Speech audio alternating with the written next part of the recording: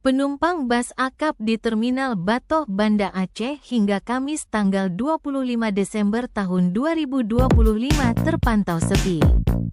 Intensitas masyarakat untuk mudik Nataru diperkirakan tidak ada peningkatan pada tahun 2025 ini. Kondisi tersebut masih terbilang sepi baik kedatangan bus dari Medan Banda Aceh maupun sebaliknya. Sedangkan aktivitas AKDP rute Barat Selatan Aceh tetap berjalan normal dibandingkan bus akap. Kepala UPTD Terminal Type A Batoh Banda Aceh Abrar mengatakan, intensitas penumpang tahun ini sepertinya tidak ada peningkatan arus mudik perayaan Nataru.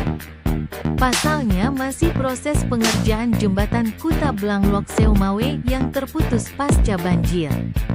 Meski saat ini sudah tersambung dengan jembatan darurat Bailey, akses tersebut belum bisa dilalui kendaraan berat seperti bus akap, sehingga penumpang tujuan Banda Aceh harus transit. Biasanya sudah ramai penumpang dari Medan yang hendak berlibur ke Sabang Pulau. Natal dan Tahun Baru ini, jika kita bandingkan dengan Natal dan Tahun Baru sebelumnya, Pak, dan juga ini kita baru selesai dilanda bencana.